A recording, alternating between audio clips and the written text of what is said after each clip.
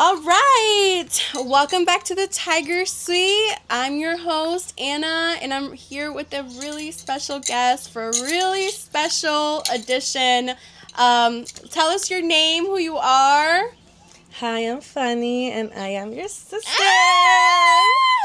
And if you haven't realized, we are in a very different setup than my usual Tiger Suite.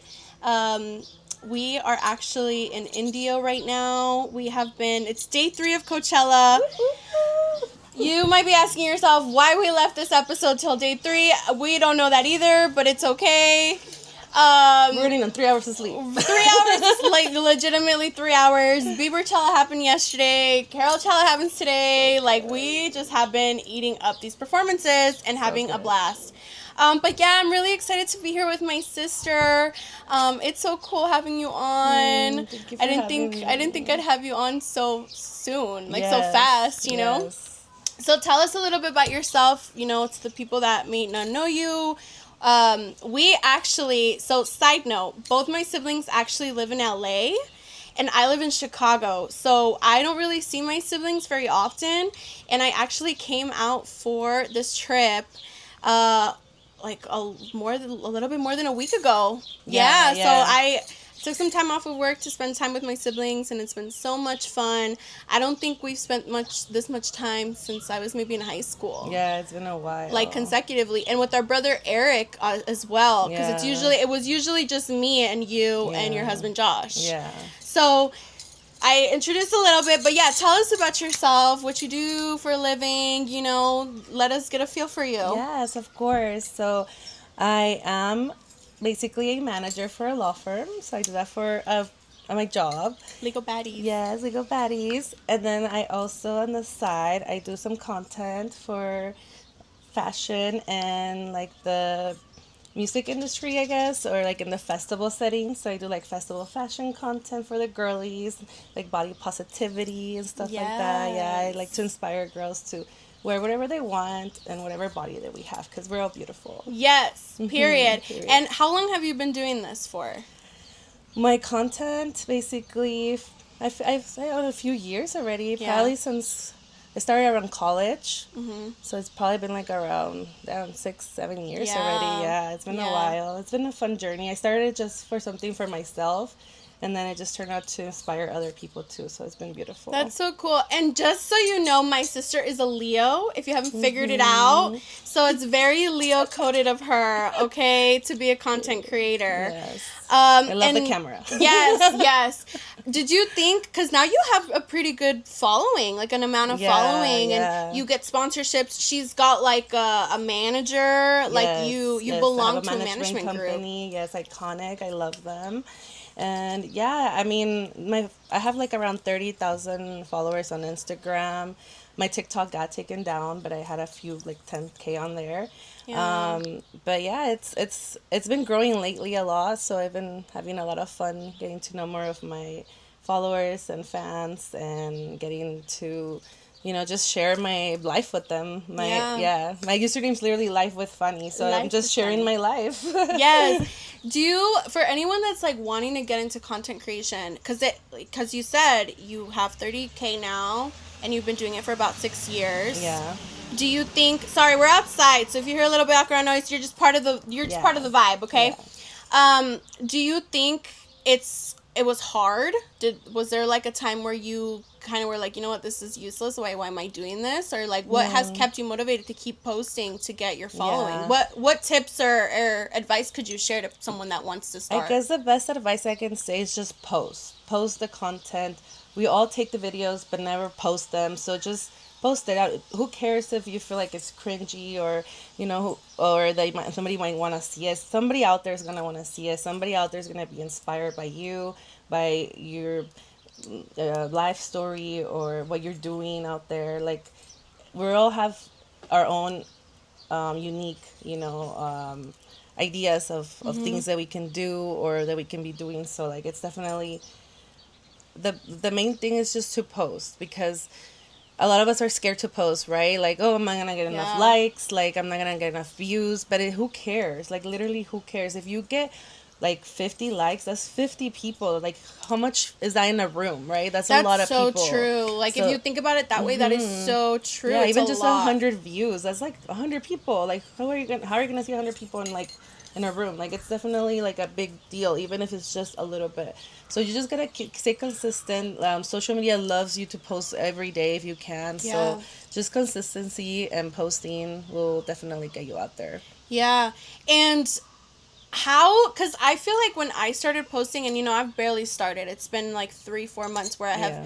I've always posted on Instagram for myself, like like the aesthetic has changed over the years with Yeah. Tumblr and like the Instagram aesthetic, so I've always posted for myself. But now that I'm having to create content and like sitting down and like knowing like people are going, like, it's not just a picture that I'm posting, Yeah. it's like it's a interview, I'm Yeah. talking. I dealt with like the initial cringe, like I don't know if you dealt with it, but like No, yeah. because so many people that you grew up with are watching you or like seeing you post, did you have to deal with like initial cringe of like, oh, like what are they gonna think, or like, Yeah. you know what I mean? No, yeah, definitely. I still feel that way sometimes. Don't get me wrong. Like, I still, even like my parents following me in my stories, like, Yeah. I'm just like, oh, what is my mom gonna think, you know? But it's like, at the end of the day, the people who really like love you for who you are gonna be supportive. Even if you don't feel like it, they really are. Most people are rooting for you, they're inspired by you. They're gonna be like, wow, like maybe I can do that, maybe I can go there, maybe I can be doing my makeup like that, Yeah. whatever it is that you're doing, like somebody might definitely really like it and Yeah. be want to do it too. So What did you do you remember like the first post that like went viral of yours, or like got more than like regular likes, that you were like, "Oh my gosh, like this is it." Like, I guess it was my festival post. I went to my first kind of like rave back, because I had raved before, but I went yeah. to a new rave. It's called Escape, and I dressed like Jasmine, like the Princess Jasmine, like kind of like a rave edition of it. And I took a little video of me just walking in, and I posted it, and then that went viral, like, because people just liked my confidence, that I was wearing what I wanted in a cute little place, and I was gonna have fun. Yeah. So from there, I got reached out by brands. What did you feel like when that happened? It was kind of like overwhelming, but then it was, I don't know, it just feels like in like a fever dream. Like, Yeah. you're just like, oh, whoa, this is happening. And Yeah. they're sending you a fit out of nowhere. You're getting a free outfit, and then you're doing more videos, and then you're like, oh wait, more brands are reaching out. So it just becomes like a whole little like domino effect, I guess you can say. And you just have to go along with it, and just say yes. Just say yes to Yeah. everything. Yeah. Yeah, that's so crazy. And like, this is your side thing. Yes, this is my This side is your thing. side I thing. have a full-time job. Your full-time job is like in the legal world, and Yeah. so much of the theme of my episodes have been talking about like my occupation and stuff, and I have shared, because this is such a creative outlet, for me, because we are creative people. Our family is Yes. very creative. Our mom is very creative. Very. Creative in terms of like, yes, crafty and things like that, but we're all kind of artsy. It's kind of funny.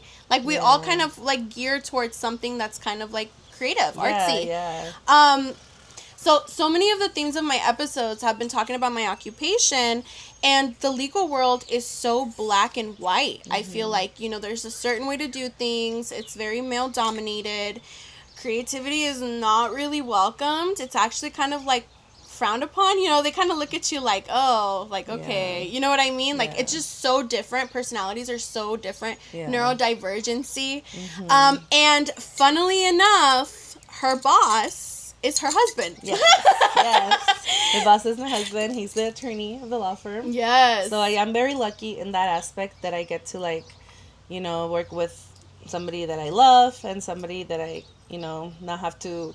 It's not a stranger, basically. Right. He's like my family. Yeah. So it's definitely very awesome to be able to create the content that I'm doing, because when you have a full-time job, a lot of times you don't have the time, right?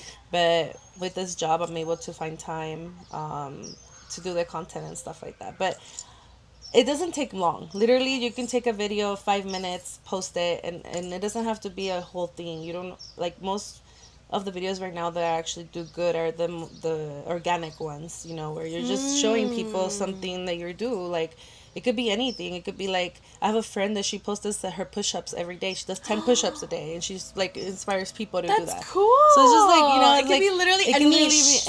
anything that it's you, post it, and then you might inspire somebody else, or you just might find a brand that likes their video, and then we'll send you Yeah, something. that's Yeah. so true. That's so true. And how is it working with your husband? Not to go back to that, but like, how Yeah. is, because you do have to take some time off for content creation or Yeah. your side missions, you know? Yeah, well, thankfully he's really understanding. So like he'll really work with me in my schedule. Like if I have to do like some content for a brand or something and I have to miss my job, like I'll be able to work around it. But it's really fun working with him. I love working Yeah. with my husband. Yeah. And he actually kind of also works with you with your content Yes, he does creation. all my pictures and all my videos. He's amazing. He's learned because it took him a while to Yeah. like get used to doing it too, because it's a lot. Like sometimes just having to take a million pictures and videos for somebody can be overwhelming. So he is amazing and I love him for that. That's awesome. Yeah. And a lot of people, because I it's not that I dress scandalous, but I think I just dress however I want. Yeah. And I think as we are grown people now, we're not talking about teenagers, like grown adults in relationships. I have had a lot of people like approach me, like guy friends or even girls, be like, your man doesn't get mad that you wear that, or like he Yeah. doesn't get mad that you post that, which is such a crazy concept, right? Like, girl, what are Yeah. you talking about? I'm my own person, but that's Yeah. real life. Like, Yeah. I posted a raunchy picture yesterday of my Coachella fit, and my husband was like, damn, you know what I mean? Like, yeah, that's how but it should. That's how it should. I mean, 10 years ago, I was in a relationship where I posted a bikini top, and that man logged into my Instagram and deleted it. Like, it was that That deep. is crazy. And yeah, I think it really has to do with your man's confidence. Like if he's Yeah. confident in the relationship and in you, he's gonna want to show you off. Why would he want to hide you? Yeah. So I feel like it definitely like has to do with confidence in Yeah. the man, and like not having too much jealousy, I guess. Like, yeah. 'cause- And that's really what it is. Like, it is kind of control issues, jealousy Yeah. issues, insecurity issues. yeah, because they like the outfit themselves, right? They That's why like they don't post want you to wear themselves, it. yeah. That's why they don't want you to wear it, because they like it. So they just feel like, oh, their men are gonna like it too. Right. And it's like that's when they become like, not confident in Yeah. themselves. Yeah. They Where it's start like- kind of questioning It's like maybe themselves. it's a good thing the other guys want your girl and you have her. Yeah. I also think a lot of times, like, guys, in a lot of circumstances where guys do try to hide their girl or try to, like, dim her light almost. Yeah.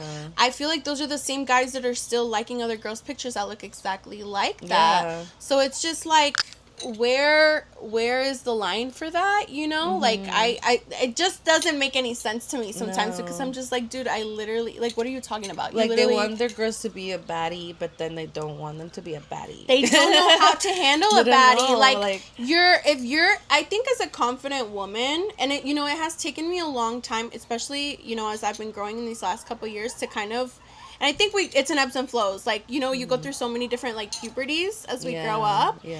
But I have become a very confident person, or, confident in myself. And I do feel like even when you've been in a long-term relationship and you shift, Yeah. like, maybe for 4 years you were not happy with how you looked, or you didn't get ready, or you didn't go out with your girls, and then all of a sudden there's a shift and now you are, and so your man is just like, what's going on? Or maybe you became a baddie, like, Yeah. and they kind of have to come to terms with, like, yeah, my girl gets attention now, like. Yeah. And it is kind of like I also think maybe some men can't deal with you almost being better than them or being more confident than them, because I think Yeah. that, going back to what we were just saying, I do think that sometimes they get in their own heads and they're like, are you going to leave me now? Because, you're this completely different person. Yeah, You know? definitely. Yeah. Because I mean, we have all kinds of friends, right? You have married friends. I think I have married friends. You know, like, or in long term relationships. And I do have a lot of people or girls that come to me and they're like, you know, how do you do this, or how do you, or like they'll share something, and I'm like, girl, what? Like, let's get Yeah. you out of there, baby. Like, you know, like, Yeah. do you feel like because you are so you're so present on social media, you know, and you're so outgoing and you're so out there. Do you sometimes feel like maybe your own friends and even the rave community like come to you for advice in terms of like, Oh, definitely. I mean, my husband and I have been married for 12 years. So when people find that out in the rave community, like, it blows their mind, right? Because wow, it's like such a long time. it is And a long then they time. do ask us, like, how are you guys doing? How are you guys raving out together and partying, you know, after being married for 12 years? One, we don't have kids. Yeah, So that no helps. kitties. But you can still do it with kids. It's fine. It's just a little harder. Um, but like it's just a little harder, but my friends definitely ask us like, hey, what are you guys doing to keep it alive? And it's like, all I can say is just find something that you guys both enjoy to do. Yeah. Like, it could be anything. It doesn't have to be something one of them only likes. It could be something you both like, and then just try to go out and at it. It could literally be going to the movies together. Yeah. You know, it could be going to the park and a picnic. It could be anything that you guys enjoy, or going to find catch Pokemon on your phone. You know, like, it could literally be anything, but just find some activity that you both enjoy and try to spend that time together. Because the quality time is definitely like one of the most important things in like the relationship. Like, you have to like the person you're with, not just love them obviously, but like them, like as a Yeah. friend, as a companion, you know, as somebody that you can trust with your life, basically. Right? That's Yeah. how it should be. Yep. Your husband and your wife should be your best friend. Like, at the end of the day, they Yeah. should be your number one best friend. You know, like, you shouldn't have to hide anything from them, basically. 100%. Yeah. 100%. If you feel like you're hiding something for any reason, like, that's like, it's definitely already wrong. Like, Yeah. you know, like Yeah. he's the first person I go to whenever I hear anything. Like, he's gonna know everything. Like, you tell me a secret, like, he's gonna know. I'm sorry. Sorry. Like, He's the only person though. but he'll keep the secret too, you know. But I have to tell somebody. Like, he's my best friend. Yeah, sorry, boo. Yeah. But yeah, like, That's crazy. yeah. And it's so true. Like yesterday, I think we were sitting down waiting for Justin Bieber's set to start, or before we headed out there. And Josh, her husband, was like, "Oh, Peyton wouldn't like this, my husband, you know?" And I told them, because I do get a lot of questions because I travel a lot without Peyton. Yeah. You know, for different reasons, but this one specifically, it's just not his thing. Festivals aren't his thing. Yeah. He is not his friend whatsoever. You know, he kind of likes concerts, but he's super picky. But the thing is, just because he doesn't like festivals doesn't mean he's like, oh, you can't go either because I'm not there. Because a lot of guys are like that. You know, they're like, you can't go to that without me. Yeah. You know, especially dressed like that or something like that. You know what I mean?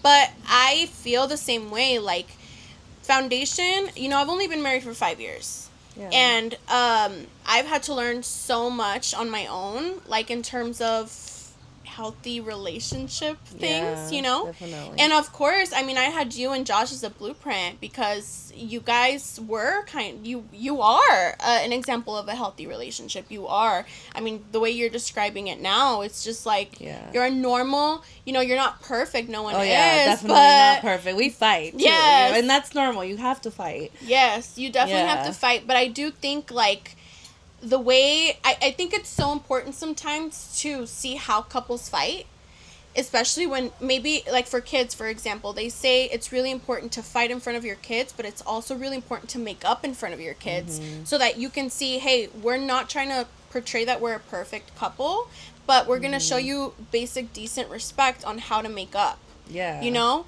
And I do feel like you guys have always been, like, the foundation has always just been love and friendship. and basic respect. Yeah. I think that is like the most important part of it. Doesn't even have to be a marriage. Like any just basic relationship, I think has to have the basic foundation of those three things. And I mean, my marriage, I feel like it's the first relationship where I found that, but it wasn't easy. I was coming from toxic relationship after toxic relationship. Yeah. I don't really think I had, I love my parents, but they weren't the best couple to take inspiration from. They're a little toxic. They're a little toxic, okay? We come from a Latina household, Yes. Okay? We're toxicas, but they're deep inside. We're trying to do better. We're trying to do better. And I did have to learn and unlearn a lot of things in order for my friendship, but also my marriage to continue being healthy, because there were times where I wanted to revert back. Yeah. And the thing about Peyton and the first man I have ever been with is that he does not match my energy. Because I do think, like, a lot of other men that I was with, if I was, like, having a bad day and maybe I snapped at them, they're snapping back at me. Yeah. Like, I'm not getting away with that. But Peyton kind of sees through me in a way that he's like, girl, do you just want attention? Like, he'll literally be like, why are you picking a fight? Like, do you just want attention? Like, what? Like, what's the problem? Like, he doesn't match it. And so that has caused me to be like, okay, this is weird.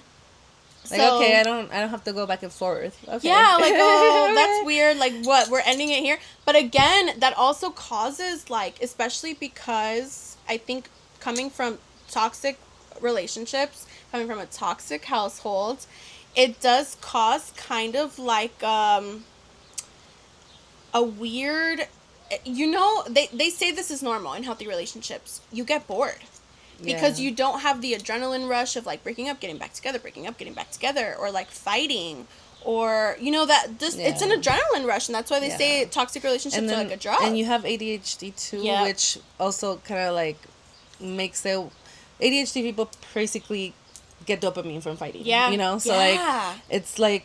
you're not doing it on purpose, but, like, when you do fight a little, it, like, makes you feel good, like, in your brain, right? Like, you're getting a little more dopamine than you need. Yeah. So, like, it definitely can also be triggered by that, That's so true. And, they say also ADHD rage also is a contribution to that. ADHD is just a whole spectrum.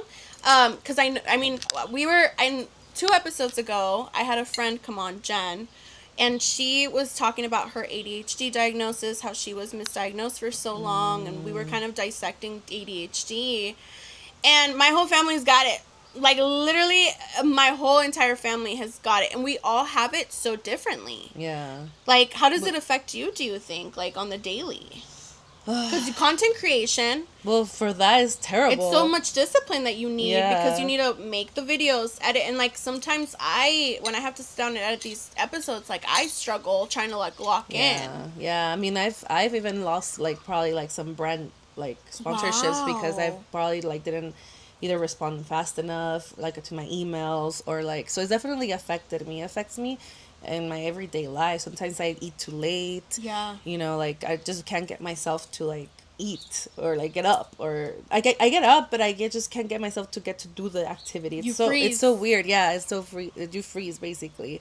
And it happens with a lot of things. And it affects the relationship, honestly, because, like, the fighting thing, like, sometimes you don't even understand why, but you react in a certain way. And then you're just craving, like, that little bit extra of dopamine. So your brain is trying to get it. And that's going to affect your relationship, of course. Even not just your husband, or, it could be, like, with your parents, your siblings, your friends. Like, I don't text my friends back for days sometimes. And I literally, just because I open up the text and then I forget to text back, and then I just don't see the text ever again. I deal with the same thing, or I freeze.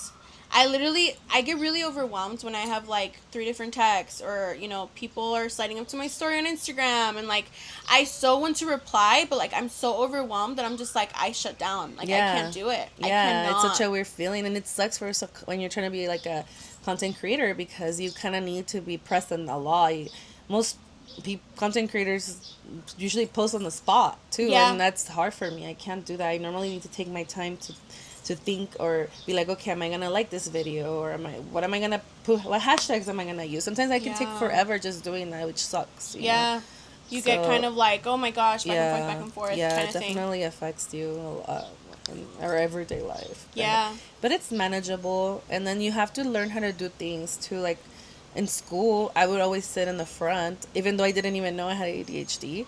But I would always sit in the front because I knew I was not going to pay attention if I was in the back, because I would be distracted by everything else. Yeah. So I made it my mission to always sit in the front in every fucking class, or every damn class, and it worked. Like that helped me with school. That's why I was able to do good in school, because I was a smart kid, but I just needed to focus on, you know.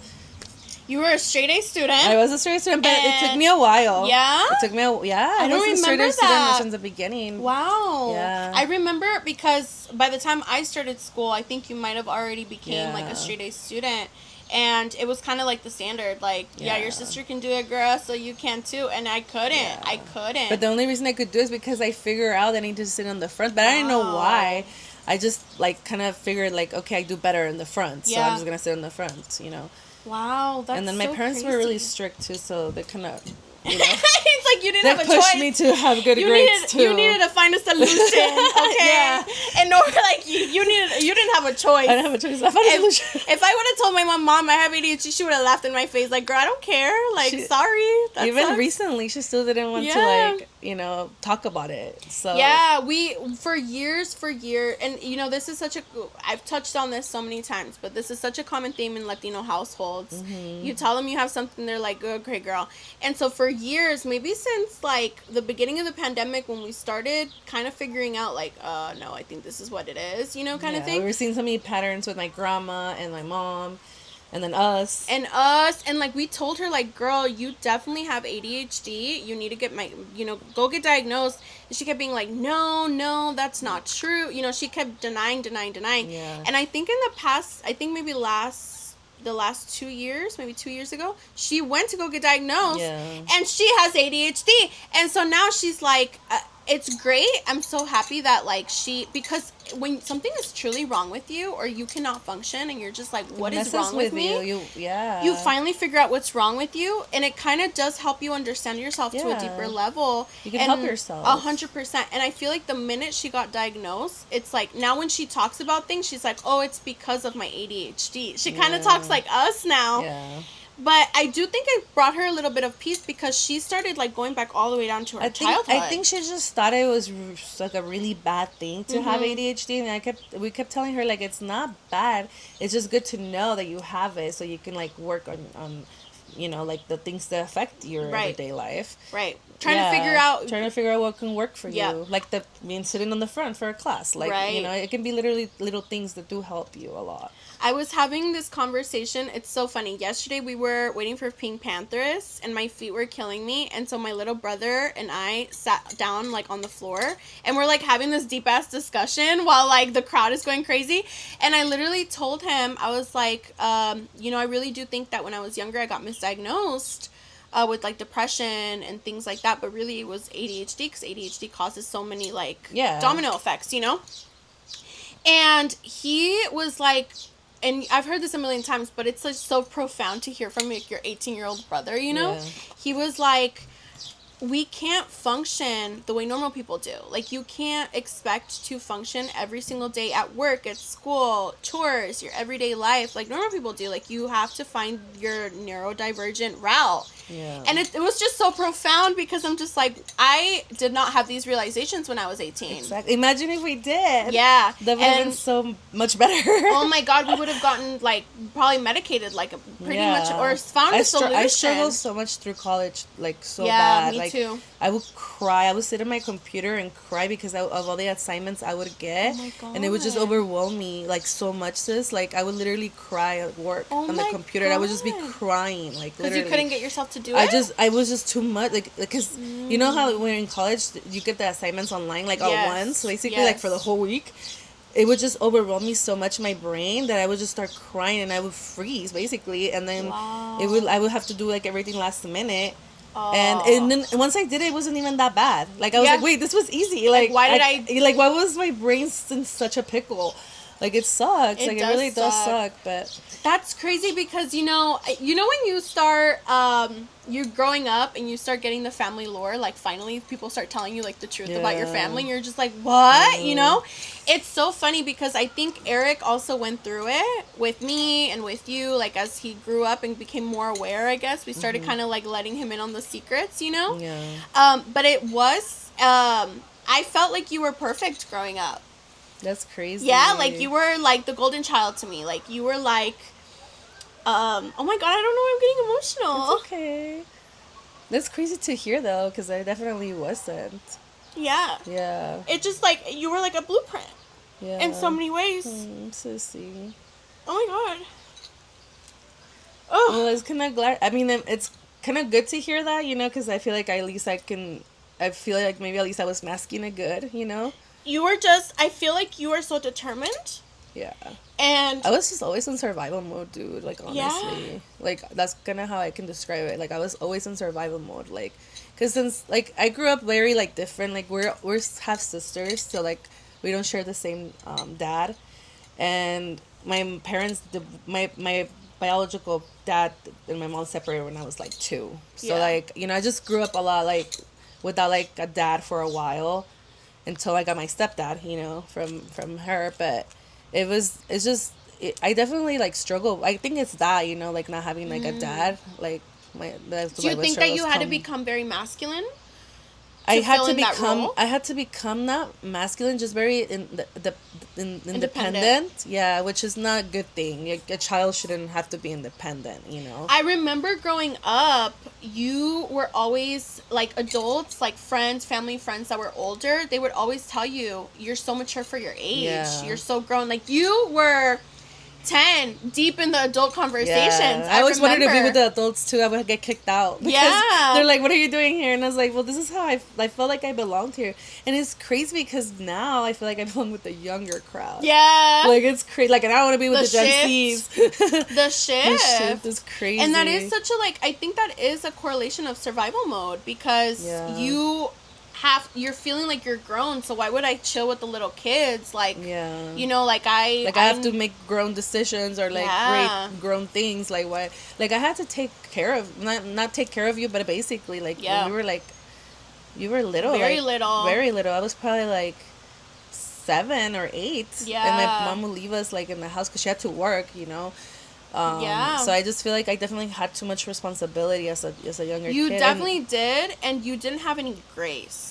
I feel like you Yeah. weren't given any grace. I You was the didn't- first child, so my mom was first child, first Nah, she didn't know how to be a gen. mom.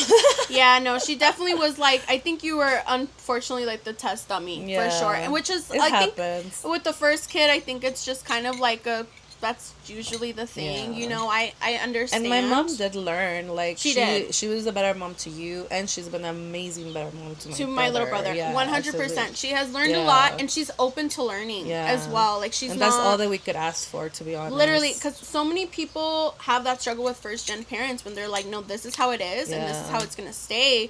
But our Yeah. parents are very fluid, and they have changed and grown a lot in the Yeah. past couple of years. And it's because I think the thing about my family specifically is we're all really intelligent people.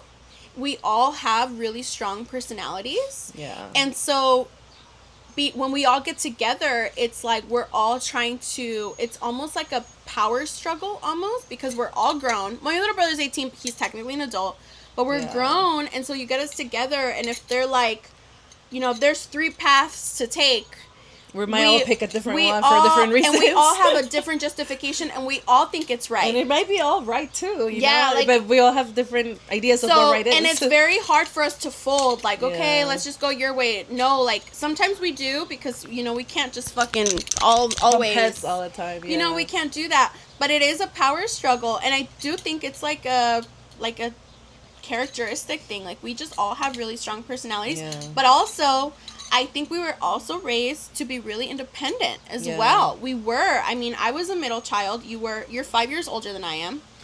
Eric is 8 years less than I am, younger than I am. So he was a baby. I was in middle school, and you were in high school. So, like, there were so many different eras that my parents were having to deal with. So many Yeah. different, like, times. and issues, Yeah. because we all had our issues, but they were just so drastically different. So what happens with the middle child, I think for me, a lot of the times my mom just was like, girl, as long as you're breathing and fed, you're good. Like, you're the least of my problems. I have a baby and a crazy teenager. Like, like, I don't have time for you. So it did make me become really independent in a different way. And then you actually moved to California when you graduated high school. Yeah, I was 17, so I left like even before I was even 18. Yeah, and I was 12. Yeah. So I was in the thick of my teenagehood. My brother was still a baby. And so it went from, having a sister to kind of guide me in different problems. Like petty middle school drama, like friendships, issues with my homework, even like the most simple bare minimum things, to being like, fuck, I gotta figure this shit out by myself now. Yeah. And like, don't get me wrong, my sister was always like a call away, but she had her own thing going on. Yeah. So it was just kind of like, oh damn, like now I have to figure this out. And it was not easy, and it did make me hyper independent in a lot of ways, because I didn't have a choice. Like we said, like it was you needed to find a solution. Like you didn't have a choice to be like, sorry, I couldn't figure it out. Like I do think it was just like the time in our parents' lives was the theme of our life, from like since we got to the United States. From when I was 4, you were 9. I was like 9, yeah. I was going on 5, she was going on 10. And the theme immediately was survival. Yeah. Because my parents were trying to figure it out. They couldn't speak the language. We didn't have much money. We had to help them eventually to speak the language. Yeah, we first gen problems, dead ass. Like were the other day. The other day, Peyton and I were in Target, and the cashier was, pissed off the person in front of me, and I got triggered. And I told Peyton, I was like, dude, my mom, she matches that girl is crazy. Like she's not a Karen, but like, God bless her. You know what I mean? She can be, and she would, if a cashier would piss her off, I'd be like 7, and she would make me translate her cuss words to the fucking cashier. Yeah. And I remember, that's why when I, like, where does my anxiety come from? Like, and I go back and I'm like, oh, I was put in really awkward, not childlike situations, like maybe that's why. But because of us having to translate, first stuff, documents, calls, you had to figure things out. You had to kind of like figure out how things function first, so you can teach your parents. Yeah, which is not the right way, It's not the right way. Yeah, they're supposed to help you. Like with school and everything, like I was the one who had to read the paperwork and stuff like that. Like applying to college. Everything. Like getting our license. We had to do it on our own, basically. My husband taught me how to drive. Yeah. He's the one who took me to get my license. He did. Yeah, he took me his car to get my license. That's so crazy. So it's just such a different way to grow up, I guess, than everybody else who grows up here. Yeah, and like I do see a lot of like children that are not first gen, and it causes me so much joy to see so many parents like be involved, because I so wanted that. Yeah. I wanted help. I wanted to be guided, but like we didn't really get that. And like even now in adulthood, I think we are still kind of, because we're trying not to repeat a lot of patterns. Mm-hmm. We're trying to figure out a better solution to things, and it causes us to try to figure things out, which is another way of survival in a sense. Not that it's like horrible, not like, I don't think it ever was like, those situations, but it just causes to grow up really quickly. Yeah. And that I do think caused a lot of problems. I think also our mom is really strong. Like, you want to talk about a strong personality. I think she has diluted it a little bit now because she's older. But, God, in her prime 30s to, like, the end of her 40s, it was her scary. way. Yeah, it was her way or the highway. Yeah. And I think now, even in my marriage, I sometimes will do something. Like, for example, my mom, I don't know what it is, she gets really triggered when my dad gets sick. She gets really triggered. Like, her day is ruined. It's the worst thing. She's like, oh, my gosh, I hate this, blah, blah, blah. Peyton, and there's also reasons for that, right? Like why her reaction is the way she is. Right. Peyton takes care of me. He anything I need, like especially when I'm sick or I'm on my period, he's the person that I can go to. Mm-hmm. But in the beginning of a relationship, when he would get sick, and he's very sickly, God bless that man, Oh. I would get triggered. And I had a reaction like her. And I was like, wait a minute. Why am I doing this? Yeah, I was like, he hasn't done anything wrong. So I do think like hyper independence did kind of cause a lot of problems in my relationships. I don't know about you growing up. You know, you've been with Josh since you were 19, 18? I was 18, yeah, when Yeah. I met him, yeah. So, and I do think as I was growing up, like in my early 20s when I was in relationships, like my hyper independence did cause a lot of problems because that's so masculine. Yeah. And it's from survival. Our mom had to do side hustles and figure out how to make money, and like it's very masculine, that survival mode. And so it did cause a lot of problems for me down the line that I'm still fighting now. Yeah. You know? And so now we're gearing up to like have baby age. Not me yet, but like, you know, like I know you've been talking about having a baby in the next couple of years. Yeah. And it's just like, for me, I feel like I'm still unlearning so much that I just don't think I can have my own baby yet because I don't feel prepared. Yeah. Emotionally and not maturely, but like personality wise. Yeah. I mean, to be honest with you, sis, I don't think you're ever gonna feel ready. Think so either. Like it just, I don't feel ready. I don't think so and either. I'm turning 32 this year. So, like, I definitely have to start thinking about it just because of my age. But if you could give me, like, another 10? unlimited time, I would definitely take it. You know? I would have my baby at 60. Yeah, no, period. Period. See you, boo. But I just, like, I don't know. Once you have a baby, it's all up. Like, for me, I'm going to be obsessed with the baby. Mm-hmm. I know I'm going to want to do, you know, like, it's just going to be baby mode. And, like, I know that about myself. Like, I know I'm going to fall in love. I'm going to be a whole mom. Like, that's going to be my personality, probably. Yeah. So, I just want to make sure that I get, like, everything else out of the way of my system. Because I still feel like I'll probably still rave and stuff and travel. But I just think it's just going to be different. Yeah. Traveling with the baby is going to be so much different than traveling just with my husband, you know? And I just want to have those experiences, too, just with my husband. Yeah. And then eventually with my family, you know, it's gonna be just whole different. Like, and it's just like I think you're the same way where I'm just not I agree. I don't think anyone is ever ready to be a parent. I don't think there's any way to be prepared. I think as you have more children, that's how you kind of learn, which sucks, but that's just kind of how it is. I just want to do a lot of things differently. Yeah, if that makes sense. And that's good. It's something you have to figure out with your husband too, because then now you're bringing somebody else in that has his own raising, you know, like his own problems, or his own good things too, that you guys can maybe both apply the good that our parents, because our parents, yes, they had their bad things, but there was also some good things that they taught us, right? Or their love that they gave us, things they did, traditions, whatever it is, there's good, right? Yeah. So like both of you take that good from both of your families and then try to apply it with your kids, and I feel like better. Yeah, like that's all you can do is just try to be better than your parent, and that's already gonna be better, you know, enough. Yeah. It's true. Mm-hmm. And to wrap this up, because we gotta go, baby. We gotta go to Coachella Day 3. To wrap this up, I had this whole theme of my episode last week where it was like why I stopped singing and like confidence issues growing up. And I talked about how you were so polar opposite from me because, you know, and that was just my perception. It could have been a completely different experience where you would be like, girl, no, that's not how that went. You know what I mean? Yeah. But I was talking about how since I was really young, I kind of did the reference of like Euphoria, like Cassie, since she was really young, she knew who she was, you know, kind of thing, and how confident you were, like you knew who you were.